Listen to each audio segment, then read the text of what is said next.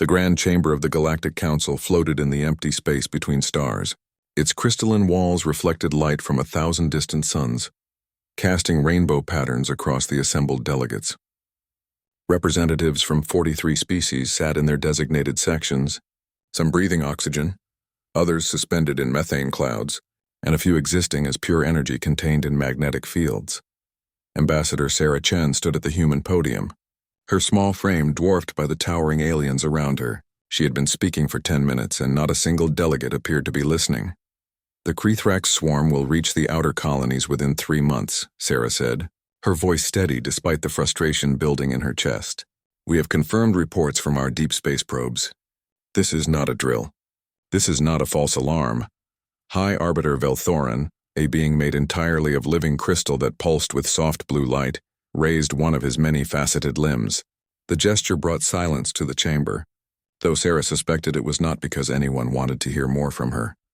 "Ambassador Chen," Velthorin's voice echoed through the chamber like wind chimes in a storm. "Humanity has been part of this council for only 50 of your years. You are children in galactic terms. The Krethrax are a legend, a story told to frighten young species into cooperation." Sarah felt her jaw tighten. She had expected this. Humanity always received the same treatment from the elder races. They were too young, too aggressive, too primitive to understand the sophisticated ways of galactic civilization. "With respect, High Arbiter, our probes don't lie," Sarah replied. "We have visual confirmation. The swarm consumed 3 research stations in the outer reach last week. 7,000 beings gone. No survivors. No remains. Nothing but empty stations stripped down to bare metal. A quorum delegate, a floating jellyfish-like creature with glowing neural clusters, pulsed with dismissive colors. Its telepathic voice touched everyone's mind simultaneously. Your species sees threats everywhere. It is your nature. You evolved as hunters on a death world, always looking for the next predator. But we have lived in peace for 10,000 years. We know that most conflicts can be resolved through understanding and communication." Several delegates made gestures of agreement. The architects, ancient beings who looked like mechanical squids, remained silent as always. They were the oldest species in the council, having achieved space travel when humanity's ancestors were still living in caves. If even they were not concerned, the others would follow their lead. Sarah pulled up a holographic display. Images of the consumed stations appeared in the center of the chamber. The structures were intact but completely empty. Every computer, every power cell, every piece of biological matter had been stripped away. The stations looked like hollow shells, picked clean by some enormous predator. "Does this look like a misunderstanding?" Sarah asked, her voice rising. "The swarm doesn't communicate. It doesn't negotiate. It consumes. We've been tracking its path through the intergalactic void for 5 years. Every civilization it encountered was destroyed. Completely. No trace left behind." Velthorin's crystalline body dimmed slightly, a sign of mild irritation. "If such a threat truly existed, the architects would have warned us. They have sensors spanning the entire galaxy. Their silence speaks clearly." Sarah looked at the architects. Their mechanical tentacles remained motionless. Their sensor clusters showed no reaction. They were either completely unconcerned or operating on a timescale so vast that the deaths of millions meant nothing to them.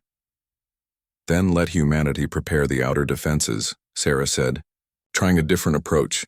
"If we're wrong, you lose nothing. If we're right, you'll have a defensive line ready. Your preparations involve weapons."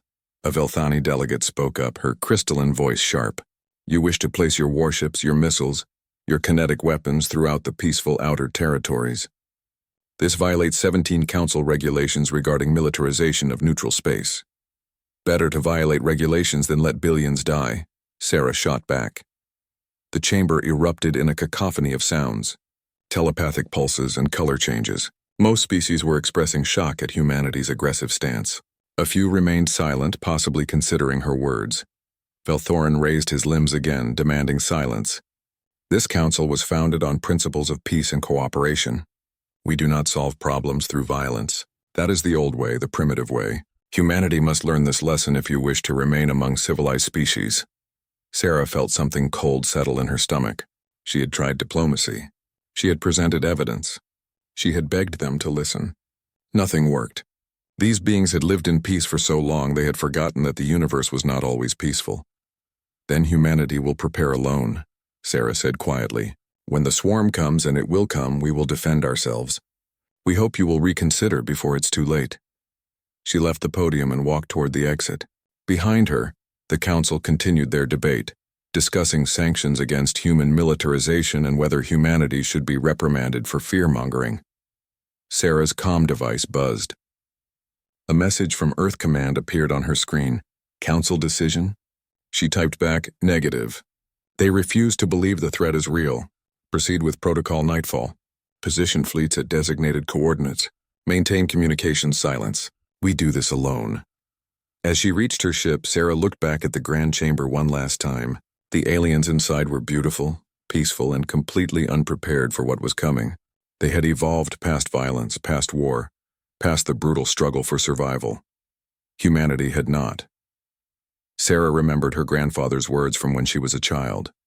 He had been a soldier in the last wars on Earth before unification. "Evil exists," he had told her. "And sometimes the only thing that stops evil is someone willing to do violence on behalf of those who cannot." The elder races called humanity primitive and barbaric. They were right. But sometimes the universe needed barbarians. The swarm was coming. And when it arrived, the galaxy would learn why humanity had never truly left its violent past behind. They would learn that some species prepared for peace while others prepared for hell. Sarah boarded her ship and set course for the outer territories. Humanity's fleets were already moving into position, silent and hidden, waiting for the moment when the galaxy would finally understand the value of warriors. The swarm arrived on schedule exactly as humanity had predicted. The first world to fall was Paradise 7, a Veltani garden colony famous for its singing crystal forests. 2 million beings lived there in perfect harmony with nature. It took the swarm 6 hours to consume everything. High Arbiter Velthorin watched the final transmission from Paradise 7 in stunned silence. The recording showed massive biological ships descending from the sky like a plague of locusts. Each ship was the size of a mountain, covered in writhing tentacles and pulsing organic matter. They landed and immediately began breaking down everything they touched. Buildings dissolved, plants withered to dust. The Velthani colonists tried to run, but the swarm was faster. The transmission ended with a close-up view of a swarm creature. It looked like a massive insect crossed with a fungus, with too many legs and a mouth that opened in ways that violated geometry. Then the camera dissolved along with everything else. "This cannot be happening," Velthorin whispered, his crystalline body flickering with colors of distress. "We sent diplomats. We broadcast messages of peace in every known language. They ignored everything. The council chamber was in chaos. Delegates were screaming in their various languages, demanding explanations, demanding action, demanding someone tell them this was a mistake. The architects finally moved, their mechanical tentacles typing faster than any organic being could see, but they offered no solutions. 3 more colonies fell within the next week. The Quorum tried to fight back using their telepathic powers, reaching out to touch the hive mind of the swarm. It was a disaster. The swarm's consciousness was so alien, so vast and hungry, that it overwhelmed the Quorum telepaths. Thousands of them fell into comas, their minds shattered by what they had touched. Ambassador Sarah Chen received the emergency summons 2 weeks after the invasion began. She had been on the outer territories watching human fleets move into position. Now the council wanted to talk. Now they were ready to listen. She entered the chamber to find it transformed. The peaceful, orderly space of debate had become a war room. Holographic displays showed the swarm's advance. Red markers indicated fallen colonies. Yellow markers showed worlds currently under attack. At the current rate, the swarm would reach the core worlds within 6 months. Ambassador Chen, Velthorin's voice had lost its musical quality. Now it sounded tired and afraid. "We need humanity's help. We were wrong. You were right. Please help us." Sarah had imagined this moment many times over the past months. She had practiced speeches about how the council had ignored her warnings. She had prepared cutting remarks about the price of arrogance, but standing there, looking at the fear in every delegate's eyes, she felt only sadness. "Earth will help," Sarah said simply, "but you need to understand what that means. Human warfare is not like anything you've seen before. Our methods are brutal. Our weapons are designed to kill efficiently. Many of you will find our tactics horrifying. We have no choice, a Velthani delegate said, her crystalline voice cracking. The swarm does not negotiate. It only consumes. We need warriors, and we have none. Sarah pulled up her own display. It showed the disposition of human forces throughout the outer territories. 50 battle fleets, each containing hundreds of ships. The council members gasped when they saw the numbers. Humanity had mobilized a military force larger than the entire combined fleets of the elder races. We've been preparing since you rejected our warnings, Sarah explained. We have ships in position at every strategic choke point. We have weapons platforms, minefields, and contingency plans for every scenario, but I need something from you in return. Anything, Velthorin said immediately. Complete military authority, Sarah stated. No council oversight. No debates. No committees. When our commanders give orders, your ships follow them without question, and if we say a world cannot be saved, you evacuate it without argument. Can you agree to these terms? The council chamber fell silent. For species that had spent thousands of years making every decision by consensus, this was almost unthinkable. They would be handing complete power to the youngest, most aggressive species in the galaxy. We agree, Velthorin said finally. The other delegates signaled their consent, though some looked sick at the thought. Sarah transmitted a coded signal. Within seconds, human fleet commanders throughout the outer territories received their authorization codes. The waiting was over. Humanity was going to war. The swarm is currently approaching the Kelmar system, Sarah said, highlighting a sector on the display. 12 billion beings live there. We have 48 hours to evacuate as many as possible and prepare our defense. You can save them? A quorum delegate asked hopefully. Sarah's expression hardened. No, Kelmar is already lost. The swarm has too many ships in that sector. But we can hurt them there. We can make them pay a price for every system they take. And we can buy time to fortify the core worlds. The delegates looked shocked. They had thought humanity would save everyone, would somehow defeat the swarm without casualties. Sarah could see the moment they began to understand what human warfare really meant. Captain Marcus Delgado is commanding the Kelmar defense, Sarah continued. His orders are to evacuate what he can and then engage the swarm with maximum force. There will be losses, heavy losses, but that's war. A small hologram appeared showing a rough-looking human man with graying hair and scars across his face. Captain Delgado wore a simple uniform with no decorations except a patch that showed a skull with wings. His expression was hard and cold. This is your champion? A Velthani delegate asked uncertainly. This is our weapon, Sarah corrected. Captain Delgado has fought in more battles than most of your species have recorded in your entire histories. He knows how to hurt the enemy. He knows how to make them bleed. And he knows that sometimes you have to sacrifice pieces to win the game. On the display, human ships were already moving toward Kelmar. They moved with purpose, like predators closing in on prey. The alien ships trying to evacuate civilians looked clumsy and slow by comparison. They moved differently than our ships, Velthorin observed. They're warships, Sarah said. Not explorers, not research vessels, not diplomatic transports. Every system on those ships exists for one purpose, to destroy the enemy. That's the difference between your civilization and ours. You built for peace. We built for war. The council watched as the human fleet took up positions around Kelmar. The swarm was already visible on long-range sensors, a massive cloud of biological ships that blotted out the stars. There were thousands of them, maybe tens of thousands. The human fleet numbered only 300 ships. They're outnumbered, a delegate whispered. Numbers don't matter if you're willing to do what the enemy won't, Sarah replied. Watch and learn what happens when you unleash hell. Captain Delgado's voice came through the comm system addressing the council. His words were simple and direct.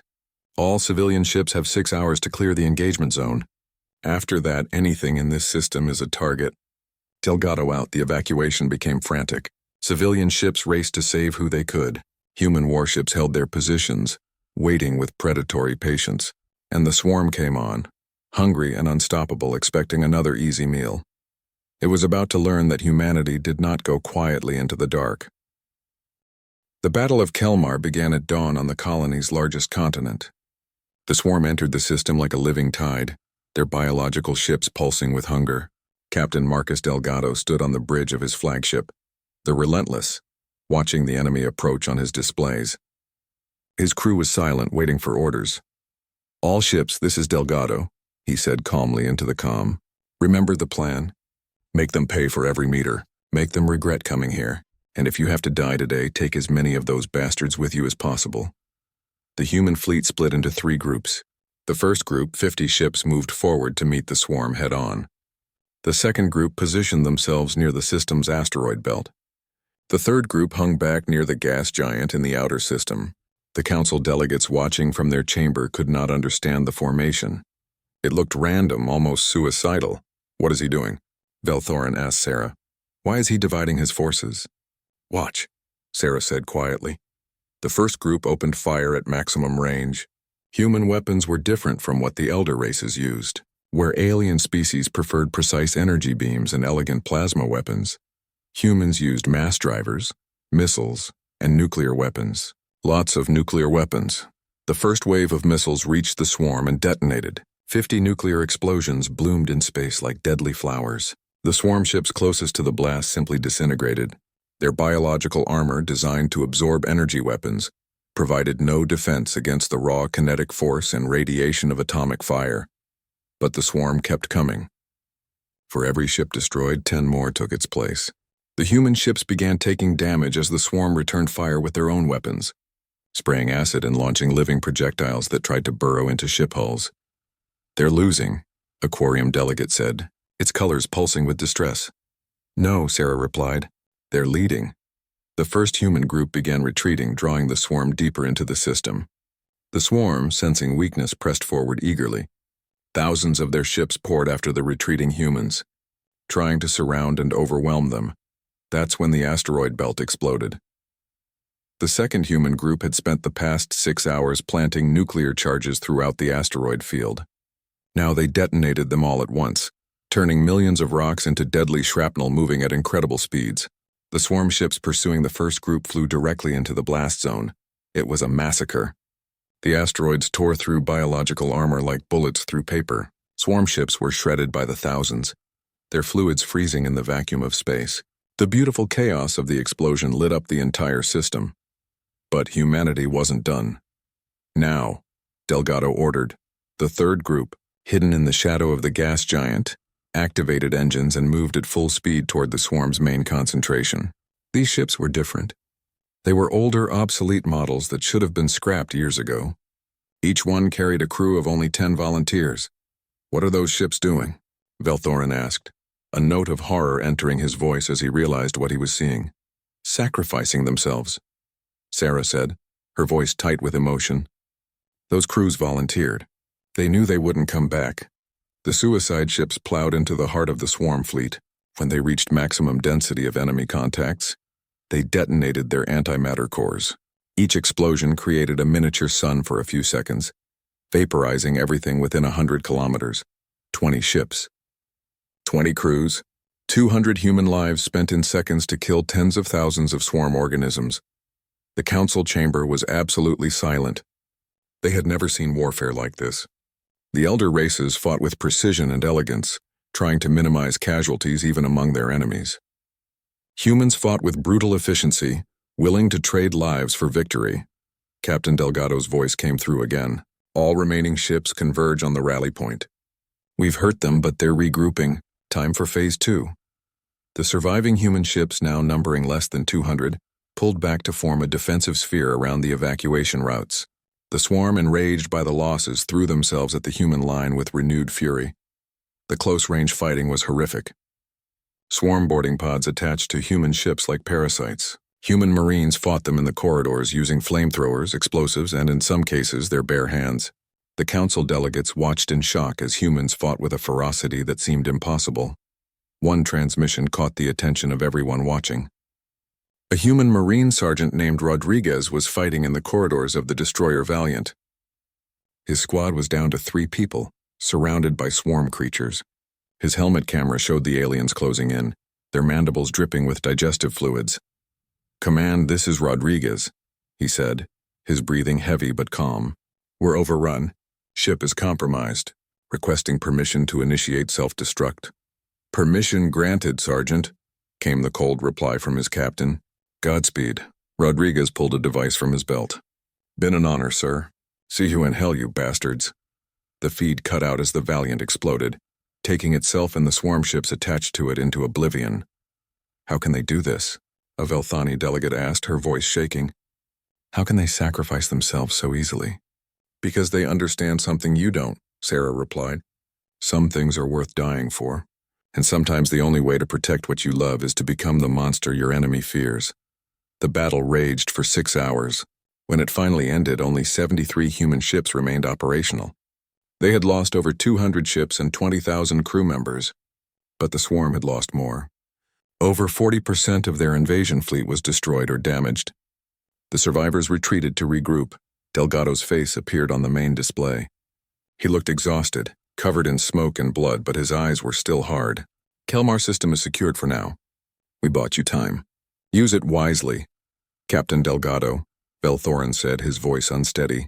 Your losses. I'm sorry. Don't be sorry, Delgado replied. We're soldiers. This is what we do.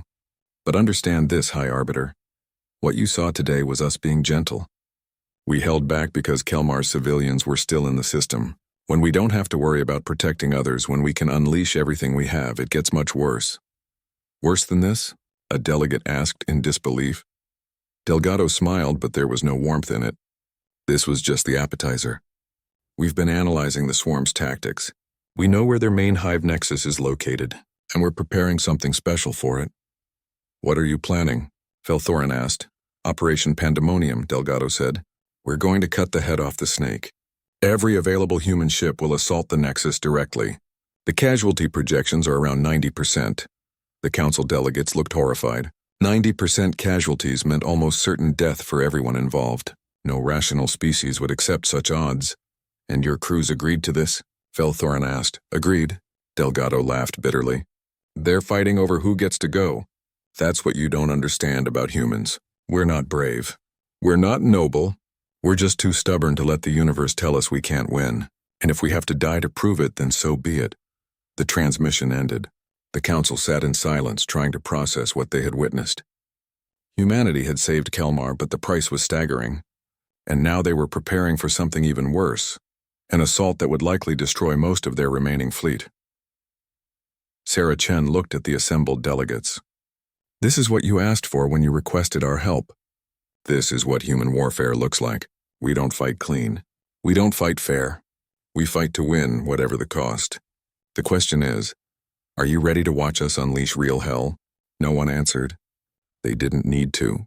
The swarm was still out there, still hungry, still coming, and humanity was about to show the galaxy what it truly meant to go to war.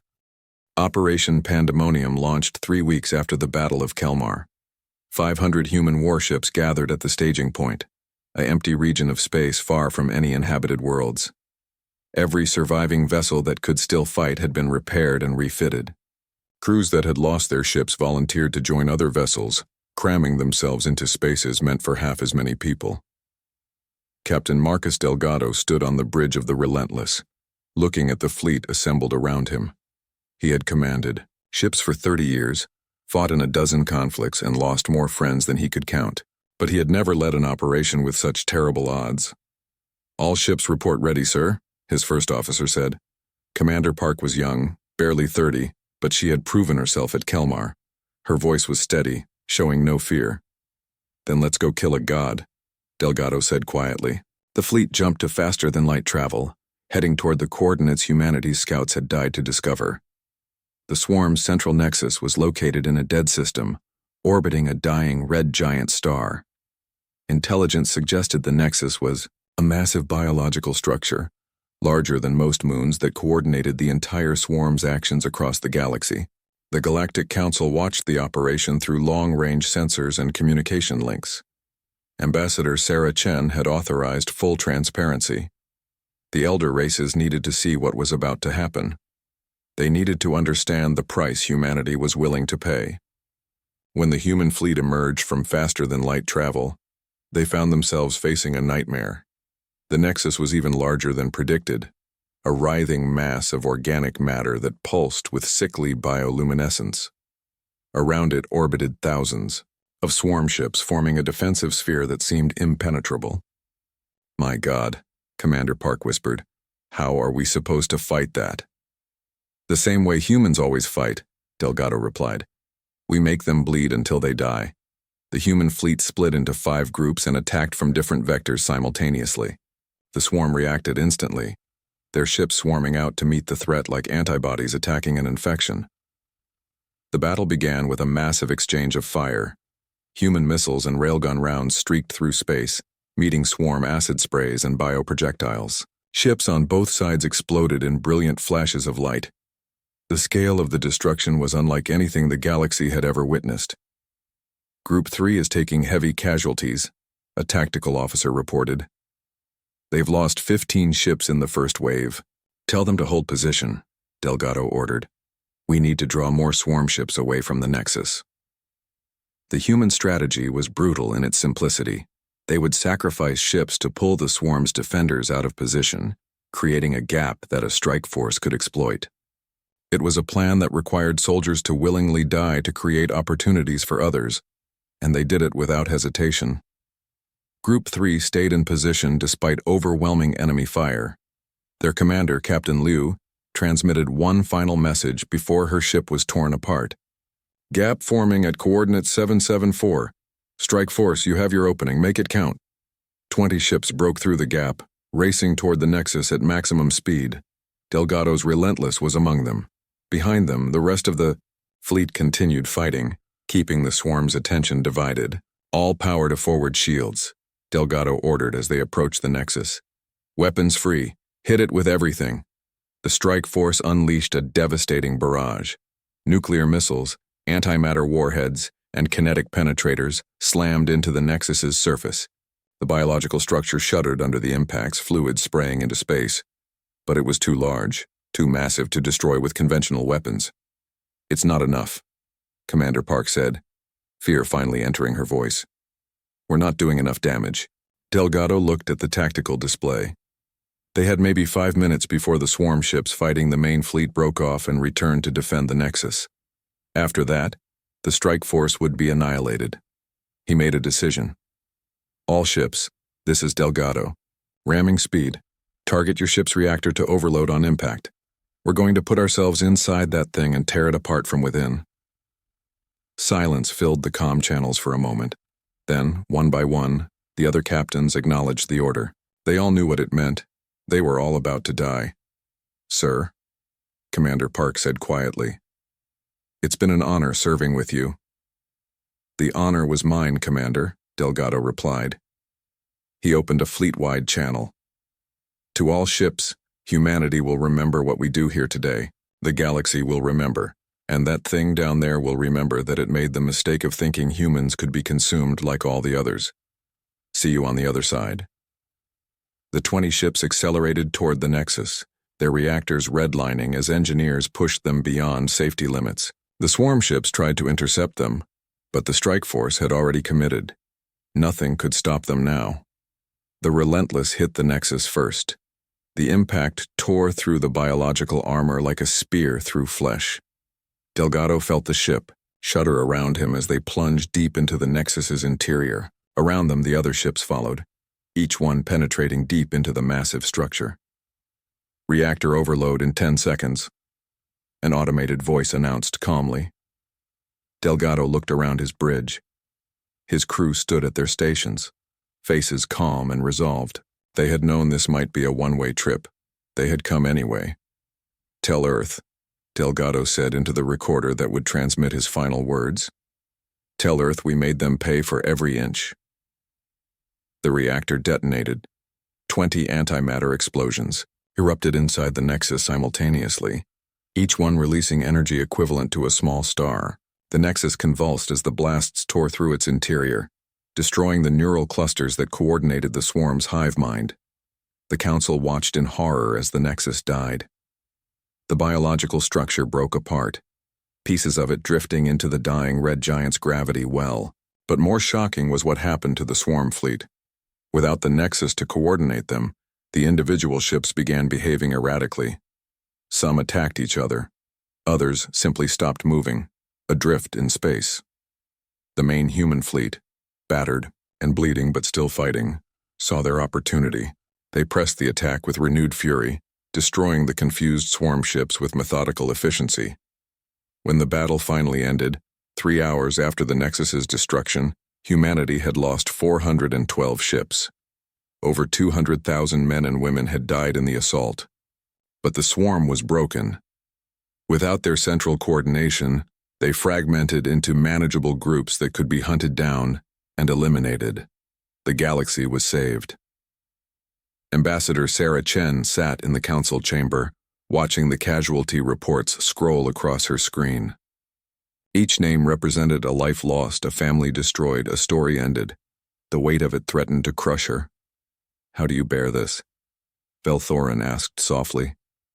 He had been standing beside her for the past hour, watching the reports in silence.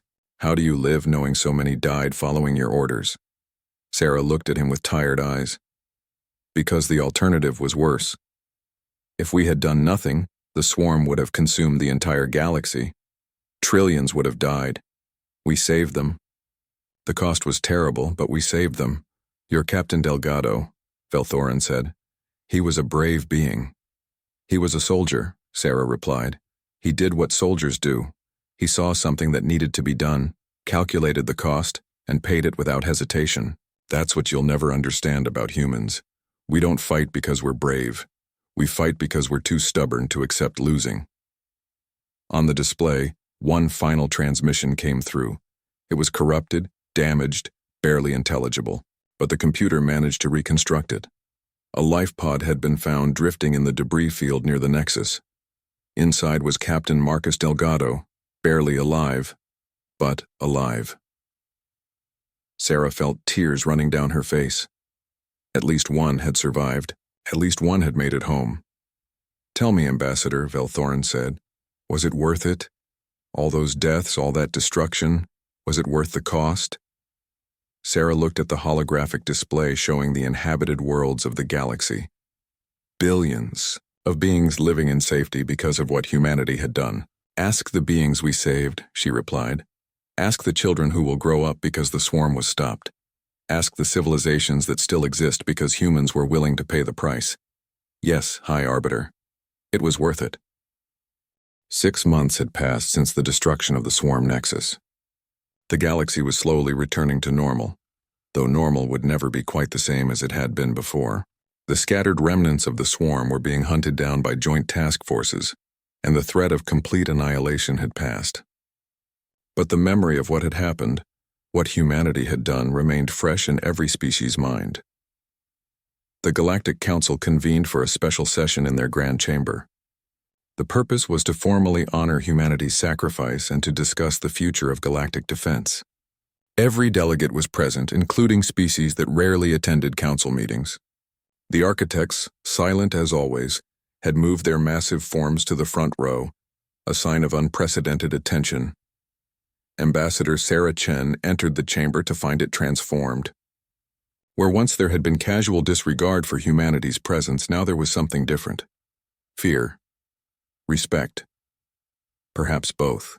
The delegates watched her with wary eyes, as if she were a predator walking among prey. High Arbiter Velthorin stood at the central podium, his crystalline body pulsing with formal colors. "Ambassador Chen, on behalf of the 43 member species of this council, we extend our deepest gratitude. Humanity saved the galaxy. We were wrong to doubt you. We were wrong to ignore your warnings. And we are sorry for the price your species paid to protect us." The chamber filled with sounds and gestures of agreement. Every species present made their formal acknowledgement of humanity's sacrifice. It should have felt like a victory. Instead, Sarah felt hollow.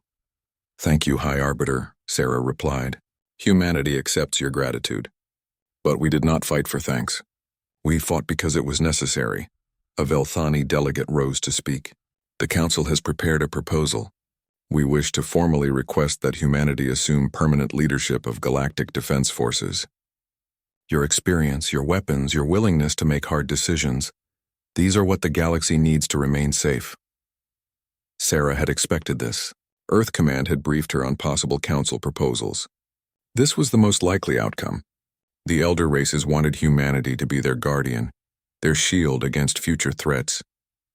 They wanted humans to carry the burden of violence so they could continue their peaceful existence. "The Council's offer is appreciated," Sarah said carefully. But humanity must decline. The chamber erupted in confused sounds and gestures. This was not the response they had expected. You decline? Velthorin asked, genuine confusion in his voice. But why? You have proven yourselves the most capable warriors in the galaxy. Who else could defend us? That's exactly the problem, Sarah replied. She moved to the central podium, calling up holographic displays that showed human military strength. Right now, humanity fields more warships than the rest of the galaxy combined. Our weapons technology is centuries ahead of yours in terms of destructive capability. Our soldiers are trained from childhood in tactics and strategy that you find horrifying. If we became your permanent military, what would stop us from simply conquering you? The delegates fell silent. They had not considered this. In their relief at being saved, they had forgotten that the species that saved them was also the species capable of destroying them. You wouldn't, Velthorin said, but there was uncertainty in his voice. Humanity has shown itself to be honorable. You could have demanded anything after defeating the swarm. You could have taken control of the council. You didn't. We didn't because we're not conquerors, Sarah agreed. But we're also not fools. Power corrupts. Give humanity complete military control of the galaxy, and eventually, some human leader will decide they know better than the council. They'll decide that humanity should rule because humans are stronger, and then you'll have a new tyrant, worse than the swarm because this one will speak your language and pretend to care about your welfare. A quorum delegate pulsed with colors of concern. Then what do you propose? The galaxy needs defenders. The swarm may be gone, but there will be other threats. We are not warriors. We cannot protect ourselves. Sarah took a deep breath. This was the moment Earth Command had prepared her for. Humanity proposes the Terran Accord. We will maintain our military forces. We will respond to existential threats to the galaxy, but we will not control the Council, and the Council will not control us. We will be partners, not masters and servants. What does this accord entail specifically? Velthorin asked. First, humanity will establish defense stations at strategic points throughout the galaxy. These stations will be human territory, governed by human law. Second, each council species will contribute resources to help maintain these defenses, proportional to their economies. Third, humanity will train volunteer defense forces from all species who wish to learn. And fourth, the council will accept that sometimes violence is the answer to certain problems. The last point caused considerable agitation among the delegates.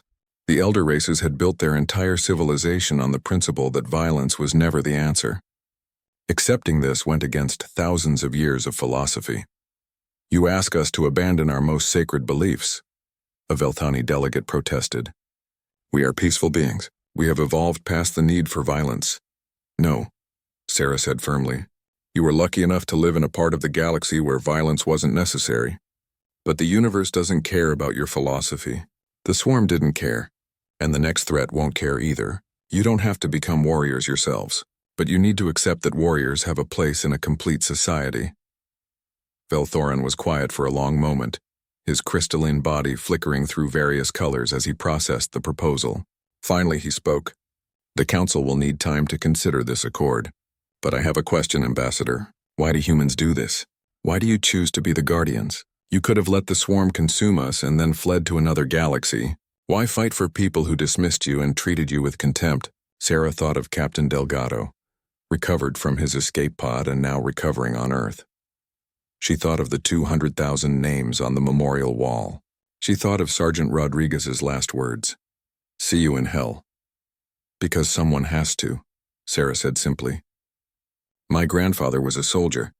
He told me once that evil exists in the universe, and sometimes the only thing that stops evil is someone willing to do violence on behalf of those who cannot. We don't fight because we love war. We fight because we love what we're protecting, even if what we're protecting doesn't always appreciate us. 3 weeks later, the council voted to accept the Terran Accord. The vote was not unanimous, and there were many dissenting voices, but it passed. Humanity would remain the galaxy's defenders, but not its rulers. A year after the Swarm War ended, High Arbiter Velthorin made an unusual request. He asked to visit Earth, something no High Arbiter had ever done before. Sarah accompanied him on the journey, curious about what he wanted to see. To her surprise, he asked to visit the tomb of the unknown soldier in what used to be called Washington, D.C. The memorial had been expanded after the Swarm War to include representatives from all of humanity's conflicts. Thousands of names were etched in black stone, including the crews lost at Kelmar and the Nexus assault. Velthorin stood before the memorial for a long time, his crystalline body reflecting the eternal flame that burned at its center. Sarah stood beside him in silence, letting him process what he was seeing. "There are so many," Velthorin said finally. "So many lives spent in the name of protecting others." "War is never cheap," Sarah replied. "But sometimes it's necessary." Velthorin moved closer to read the inscription carved above the memorial. It was in English, but his translator rendered it in his language. "It is sweet and fitting to die for one's country." "You really believe this?" Velthorin asked, turning to face Sarah. "That dying for others is sweet and fitting?" Sarah looked up at the stars visible in Earth's evening sky. Somewhere out there, human ships patrolled the outer territories, watching for threats. Young men and women who had volunteered to stand between the galaxy and whatever darkness might come next. "We believe that some things are worth dying for," Sarah said. "Family, home, the innocent. The future. That's what you'll never fully understand, High Arbiter. You evolved past violence and became peaceful. That's beautiful. But we evolved to protect, to fight, to sacrifice ourselves so others can live. That's our nature. We're not better than you. We're just different. And the galaxy needs both kinds of species." Velthorin looked back at the memorial. "I think I am beginning to understand. You are the sheepdogs and we are the sheep. We can live in peace because you are willing to face the wolves." "Something like that," Sarah agreed. "Though we prefer to think of you as partners rather than sheep. You create beauty, art, philosophy, science. You make life worth living. We just make sure you get the chance to do it." As they left the memorial, Velthorin asked one final question. "What happens if another threat comes? Something worse than the swarm?" Sarah smiled, but there was steel in her expression. "Then the galaxy will watch humans unleash hell again, and as many times as necessary, 'cause that's what we do. We're humanity. We don't know how to quit." High above Earth, human warships maintained their silent vigil. The galaxy slept peacefully, protected by the species that had never forgotten how to fight.